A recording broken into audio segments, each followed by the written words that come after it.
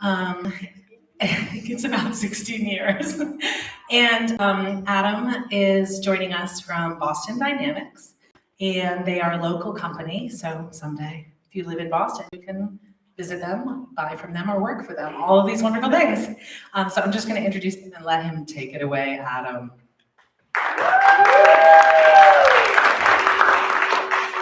Hi. Sam, would you go ahead and start?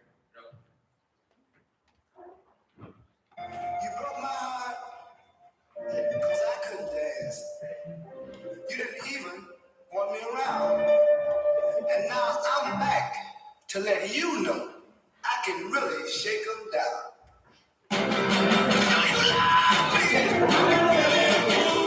So while we watch this dance, I want to point out one thing. Everything you are seeing here is real. This was filmed in December of the year 2020, before the AI video boom. You can go on YouTube and watch Corridor Crew explain every way they know this is real. It's not AI, it's not CG. You can see reflections of things to come.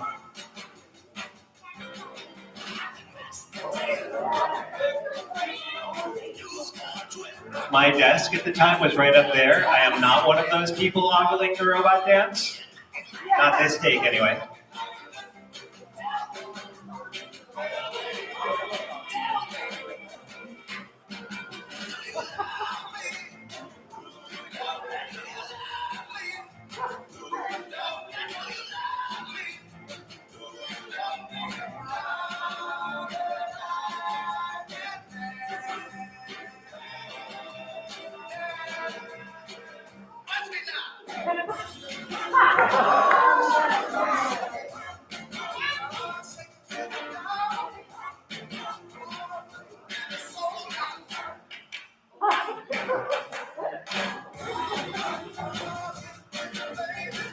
And up to this point, this has been one continuous take.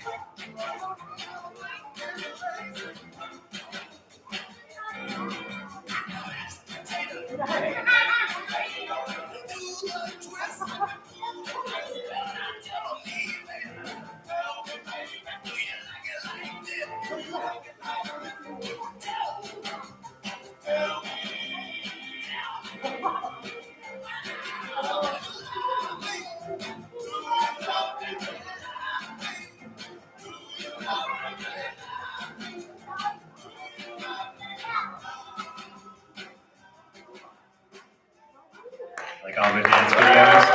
It's a big ending!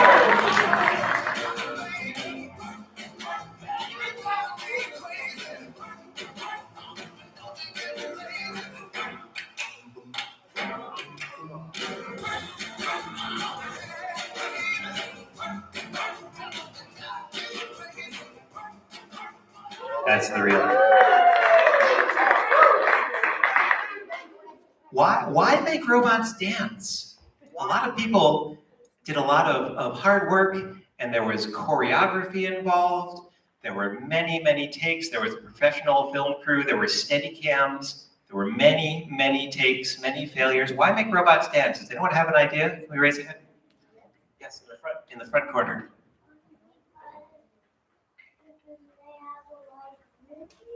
They have a lot of energy in their batteries. I'm going to step out of the light here. And in the very back, what is your idea? Just cause. Just cause. Those are both excellent answers. I want to try one more. And what is your thought? It's funny, and it may have not been done before. Those are all excellent answers. I'm going to tell you, from my point of view, the real one is dancing is the hardest thing that our robots do. Dancing is the most physically demanding thing. We break more robots practicing dancing than we do any other way. And I work for a company called Boston Dynamics. I think I wore the right shirt. Yes, our motto is build it, break it, fix it. So dancing really helps with the break it part. Sam, can we have the next slide, please? Hi, CRS summer program. So I work for a company called Boston Dynamics. It is actually in Waltham, Massachusetts, but it is part of the greater Boston metro area, so I think it counts. My name is Adam Burrell, and I have been playing with robots all my life. Next slide, please. We have some very creative mission and vision statements. Really, I stick by build it, break it, fix it, but we want to help integrate robots into everyday life in helpful and seamless and positive ways. Next slide, please. But what is a robot?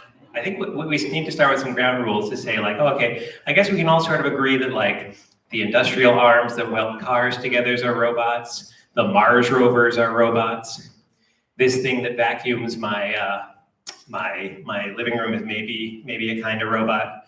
We got some robots from fiction. We've got, when I say I played with robots, this is my first robot.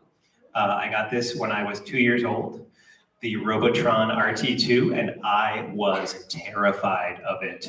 I would cry whenever it came out. It took me a good few years to love that robot, but I love it now. Next slide, please. So just to get us all on the same page, when I say robot, I mean a machine that can do three things: sense, think, and act, just like all of us in this room can do. Could you click 3 times, please? We all have senses, we all can think, and we all can take action on the world. This will be a shouted out one. How many senses do you all have? Just shout out the number. 5? It's more like 26. It depends on how you define them and how you divide them. But we have the 5 basic senses, but you also have senses like balance. You can tell, even with your eyes closed, which way gravity is pulling you down.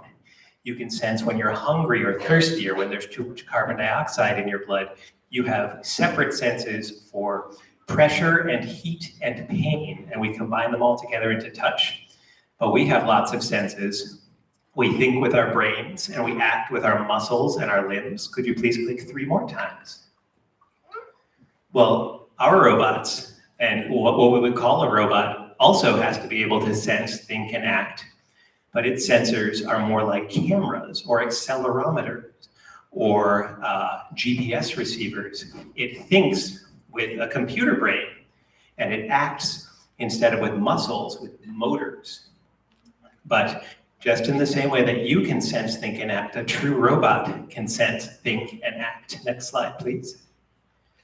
So there's a great big group of you here. These are a great big group of my coworkers. I'm right here, if you see the resemblance. But it takes a whole lot of different kinds of people working very, very hard, making lots of mistakes, trying, failing, and trying again to make robots. There are lots of engineers. My training is as a mechanical engineer. There are lots of people who aren't engineers. There are test technicians. There are machinists who make the robot parts. There are lots of managers who keep everything going to plan. Administrators, support staff, the list goes on and on and on and on and on. And a lot of these people I would call artists. And I do mean that seriously. We have people who work on the robots who are professionals in industrial design. And we have a whole department called HRI for Human Robot Interaction. And some of the coolest, most creative people I know work in those fields to make the robots relatable, to make them safe to be around and work with. Can you click to the next slide, please? Artists make robots? Yes, they really do. When you let just a bunch of engineers alone for a few years to make a robot, they make the spot prototype here. I thought that looked so good. I thought that is done, ship it. No, that is a wires hanging out. That is like something you would see at a first robotics competition. We finished it the night before. It was a very good first try. But when we got industrial design and human robot interaction people involved, we ended up with a robot that looks like this. It has a lot of functional elements to its design. It has panels that are made of materials that will protect the robot, both its structure and its components and its wires and its sensors, and also protect the surroundings, that things won't get broken if the robot brushes against them or bumps into them. There's also an informative aspect to design. The robot looks like it's supposed to do what it does. It communicates its function. And that can be in how it looks. It can also be in how it moves. It can use animal body language to show you, I'm going to come down the stairs now. Oh, wait, no, you go first. Or I'm lost, can you help me? We like our robots to be communicative. Next slide, please. Uno más. Can we go back one, or did that one not load? Oh, we'll skip that one for now. But what about robots as art? Are robots art themselves? Well, this is an artist named Agnieszka Pilat. I got to know her also in 2020. She was the Boston Dynamics artist in residence. And she first made some beautiful artwork of our robots, and I have some of these hanging in my home. But she also then started using our robots to make artwork. And at some point, if you want to look her up, her robots make their own art now. There's robot foot painting, but also robot arm paintings. There have been whole robot art gallery shows, and just recently, Agnieszka got to bring her artistic robots to the MFA and do actual live robot art for audiences in Boston. Next slide, please. What about performance art? We saw the dance at the beginning. Well, I'd like to introduce you to my friend Sparkles. Sparkles, as you can probably guess, is one of our robots in a costume. This is a special costume made by the Michael Curry Design Studio. They're the group that made the Lion King on Broadway costumes, if you've ever been so lucky as to see that in New York City. So Sparkles is a Boston Dynamics spot robot in a costume. We also do a lot of choreography and dance with our robots. Dancing, as I said, is the most challenging thing our robots do. And we do like to find new ways to break our robots so we can make them better. We have performed with Cirque du Soleil. We made it recently to the quarterfinals of America's Got Talent, even after one of our robots failed live on stage. They liked us that much. We've performed with BTS.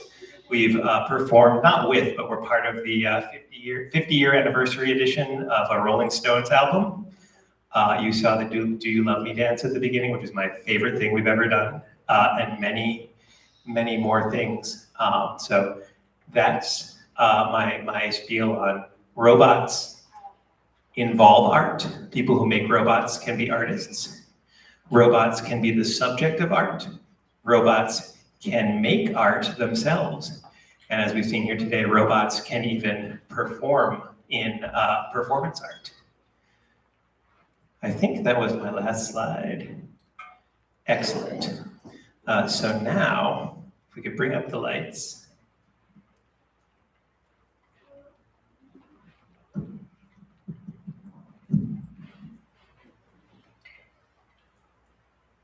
Now we come to the live portion where things either work or they don't. But if we fail, that's okay. And I will write a bug report when I get back to work, and we will go from there.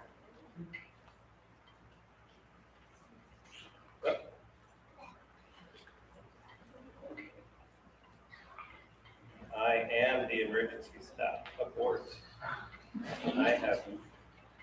This is an Android tablet, in case you were wondering what I'm holding here. I am going to close all applications. I am going to start the Spot application. Remind me later, I do not need to upload metrics now, thank you. And I am going to try to call home. Looking for, we tried this right before you came in and it worked great. So of course it's not going to work now. For no reason at all, I'm going to stand closer to this door. That's better.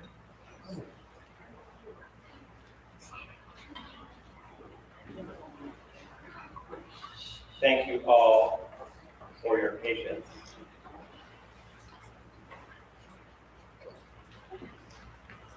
Well, while this is happening, can I start a question? Does anyone have an idea for something they would like to see a robot do.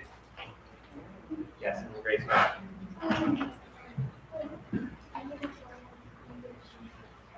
Make it chase its tail. So Sparkle does actually have a tail, but it's not very good at chasing it. Let me see if I can do a little something here up.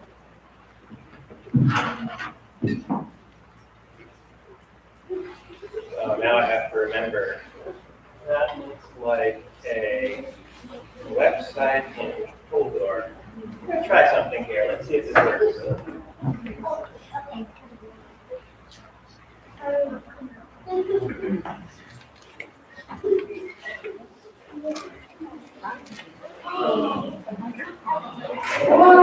not doing any buttons here. I'm just standing watching like you are. There you go.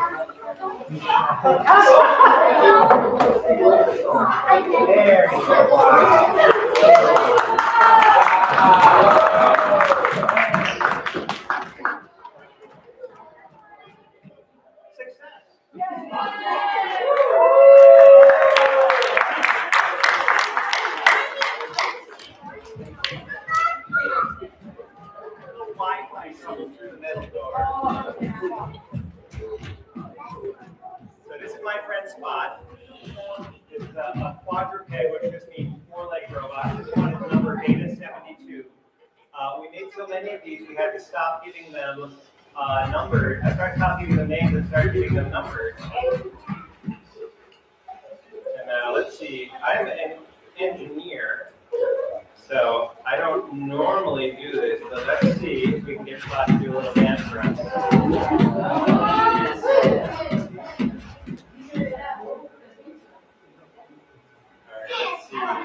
There's one here called Bop to the Beat. What is that going to be?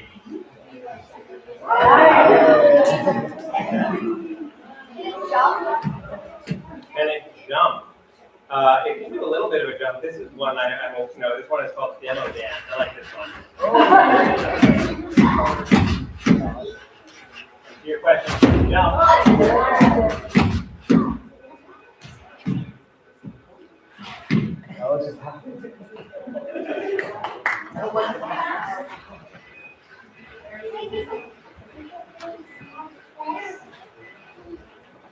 So this is a robot that can do lots of dancing, but it can also sense, think, and act in the real world.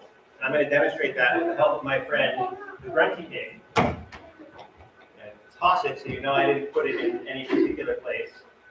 I am going to ask the robot to pick it up. And turn it a little bit, and all I'm going to do is say, hey, there's a thing over there. Would you please go pick it up from the top down?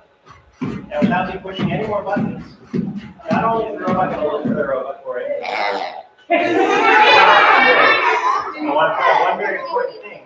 It would have been very hard for the robot to take the pig up this way, and it saw that and turned its hand to grab the pig this way because it has a camera in its hand, just like all of us. Don't you have eyeballs in your hands?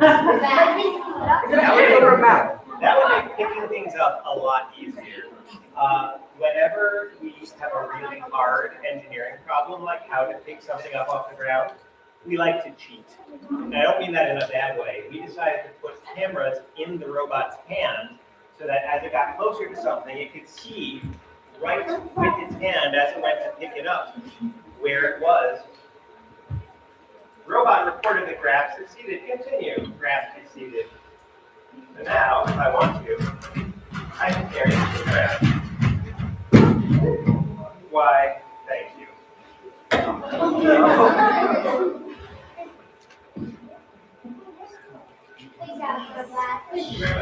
So, I would love to spend the rest of the time we have together just finding out if any of you have questions about robots, robot art, about my friend Spot here. And I'd love to spend the rest of our time answering these questions. But I saw Newport Sweater. I'm sorry, I don't know your name. Had your hand up first. So, This robot is capable of doing a backflip. Our record is 7 backflips in a row. And if your parents say, okay, you can go on America's Got Talent YouTube channel and watch us do backflips across the stage on live television. This particular one, I'm not going to try to do a backflip right now because that's a very new behavior and it's not a typical one that I would be afraid of careening into the stage. But one of the cool things about this robot is as we work with it, as we get more familiar with it, we discover it's more capable than we thought when we started. So we didn't design it to be able to do a backflip, but just like you might not be able to do a backflip before you've learned how, we can teach these robots new things. Yes, and the blue hoodie. Yep. Can it bite people? It is a very friendly robot. We have very strict rules about how our robots are to be used. They're not only are they not allowed to be used for hurting people, we have a rule that they should not even be used to intimidate people. So even if you're not going to harm someone, to not even threaten someone. But I want to try something. And when you try things live, they don't always work.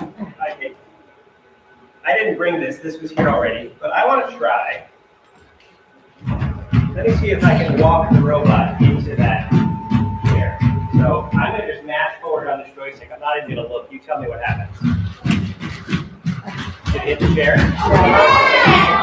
Wait a minute. All right. I'm going to try to go sideways into the chair. Well,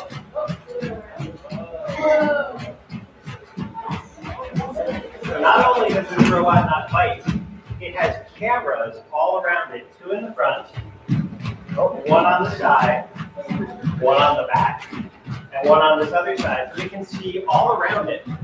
And it knows not to even bump into things. So try as I might, I cannot get this robot to knock over that chair.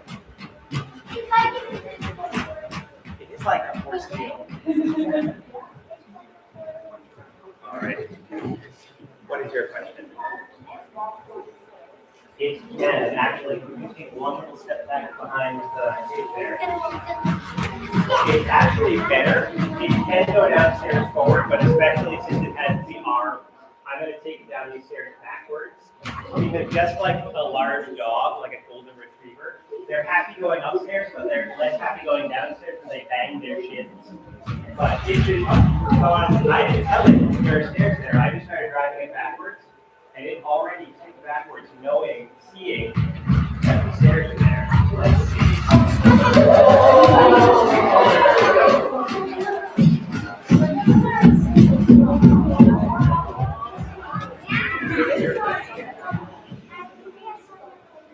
I did not bring sparkles. I am not sure. Sparkles may be in Korea right now.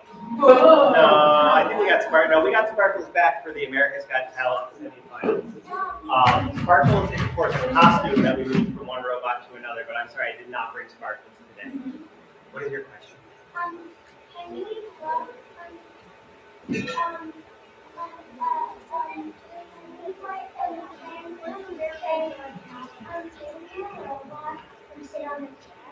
Can it sit on the chair, on that chair? Good question. We don't usually have the robot sit on chairs because the robot can sit on the floor. So it's cool enough. It could, but I don't think it's going to let me walk it over. If I turn off obstacle avoidance, it would. But I'll tell you what, this is how we usually have the robot sit. I want to say one other thing. I talked a little bit about breaking and failing. These robots do fall down. These robots do break, and we try to learn from it and make them better. But let's say something did go wrong. There was a banana peel, and the robot just slipped on it. And oh no! Beta 72 has fallen over. Oh, good. One of the panels is coming off. This is a lab robot. It gets a lot of use. All right, stand up, Beta 72. I'm going to say walk, and it's going to say hop. Robot has a clearable behavior called robot has fallen. Clear calls itself, right? Okay.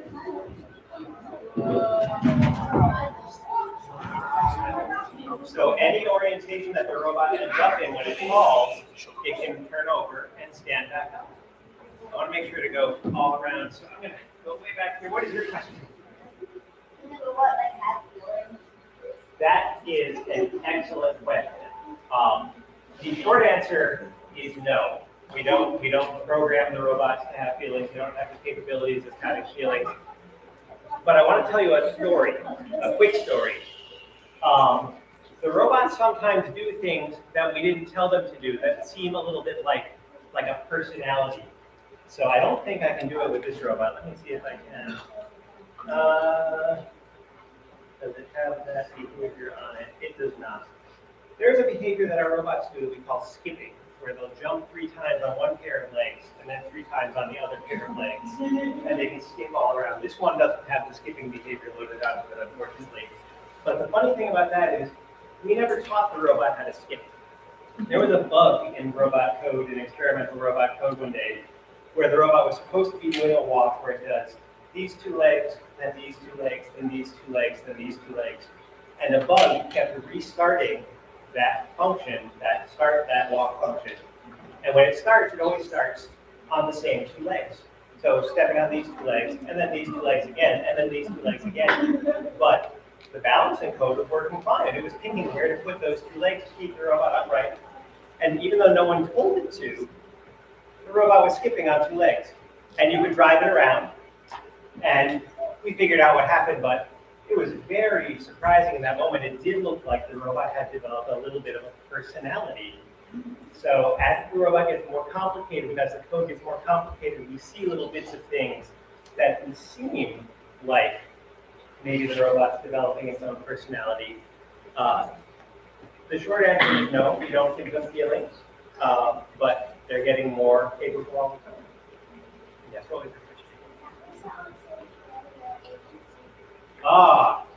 So dancing is hard, and we practiced the dance over 100 times. I was so tired of hearing that song in the background of the office. And the robots were dancing, jumping, dancing, shaking all their connectors, and on the actual live performance, one of the robots, one connector just came a little bit loose for just one moment.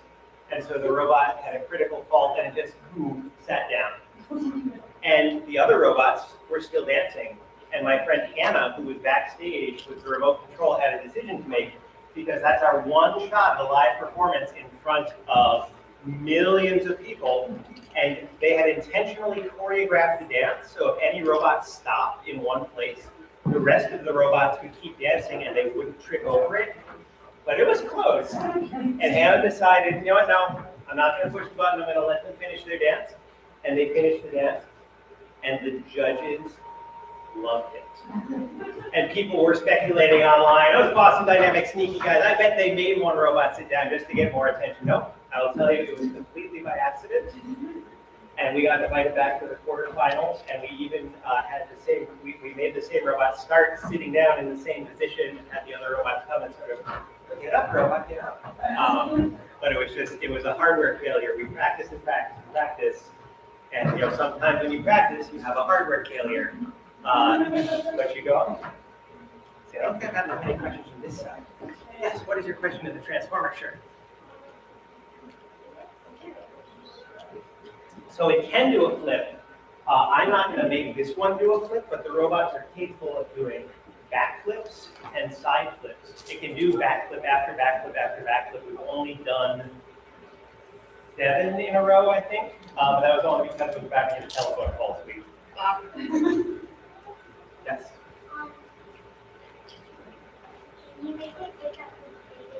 I can, and I will in a little bit after we get some more questions, okay? What was your question?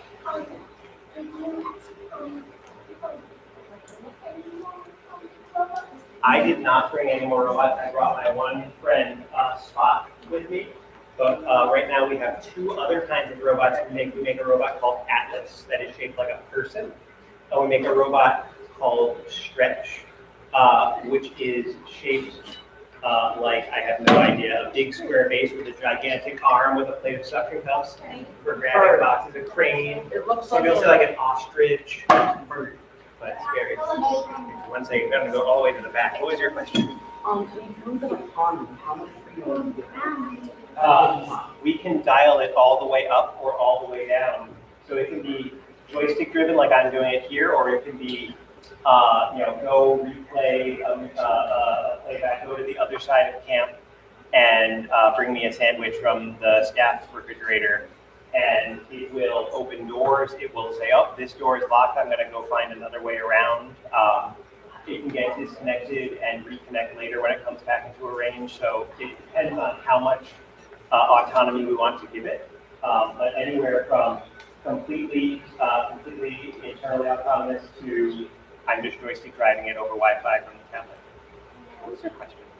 Like if the robot is drawing, is the drawing like based off of just like how it's like is it just like abstract, like is it coming up with it on its own, or is it like drawing based off of something that's solid? So the shapes that it started with, it does a lot of those lines and circles. Those were the shapes that it's easiest for that arm to draw. The artist Agnieszka got some really big oily crayons that were like about this thick, and just grabbed them in the gripper and just sort of walked it into a canvas, and would just sort of up, down, twist.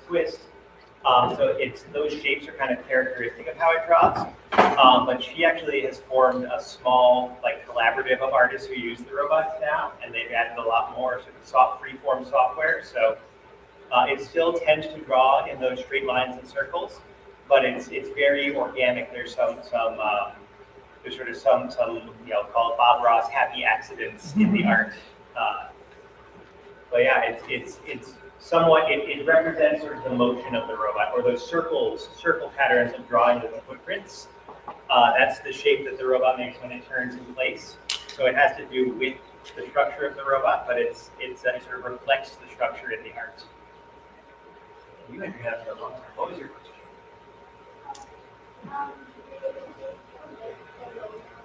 So I am part of a big team that worked on the robot of many dozens of people, over 100 people coming and going over years. I was most involved with the arm on top of the robot. That's my favorite part, because it lets the robot touch the world. But it really took hundreds of people working in all sorts of different ways to make this robot and to make the hundreds and hundreds of these robots that are out in the world right now. Oh, I know, man's pointing to you. What was your question? So this robot can do a little bit of gymnastics. The robot that's really good at gymnastics is the Atlas robot. It can do backflips and little parkour kind of jumps. It can do cartwheels. It can do crazy things. I bet I'm not a straddle like this. Oh yes, very much so. It is our gymnastic robot. What was your question?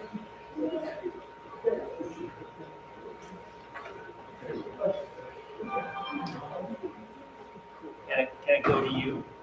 I'm not going to walk it all the way up to you. I'm keeping a distance between the two of you just because the robot's kind of heavy and I wouldn't want anyone's fingers to get stepped on. I'm going to answer two more questions here. I'm going to go to the other side. Yes. How many motors? 3 per leg, 4 legs, so that's 12 to start, plus 7 more in the arm, 19. And I'm not counting the motors. You can hear the fans keeping them cool. That doesn't count the additional motors in the fans, just motors that make the robot move. 19. We call them degrees of freedom. One more question, and I'm going to go to that side. What's your question? Ooh, I forget how fast. We're not even the ones who have made this robot go the fastest. There was a university group that sort of redid the way the robot ran and gave it a very cartoonish fast run. I forget how fast it went. Normally we walk the robot at about a walking pace. I've left it on the piano. I'll show you, if I just slide this speed slider all the way up, this is the typical max speed of the robot.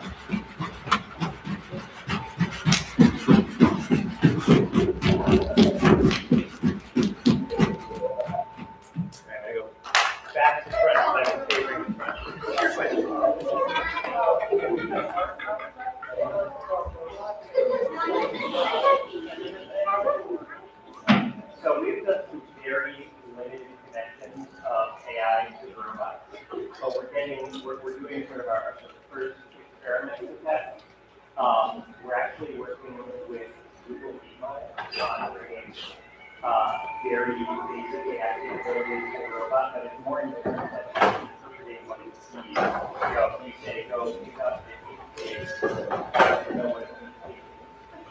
The very early days in integrating the AI, the parts that we've done with the robot so far have been all very basic, very direct, very AI. Not better.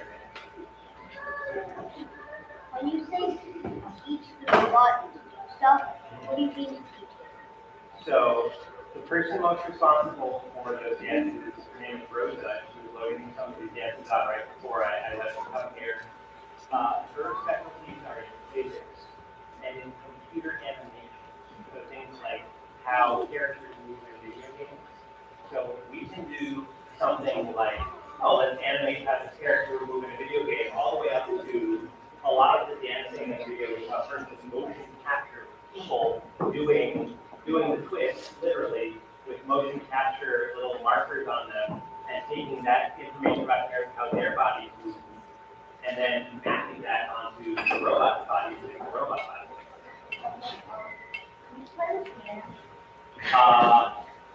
Okay, I can top this. We don't typically play instruments with the robots. There's no reason it's not something we know.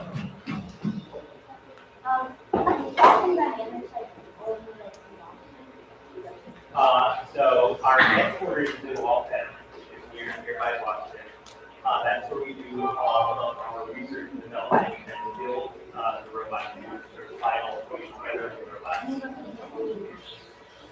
We send our robots all over the world, and there is a second office in Frankfurt, Germany, to be more European type of hub, and we are expanding to different places. But the main headquarters for most of the dynamic people are in that one. Hey, Adam, I was thinking that now would be a good time to give us the festival offerings.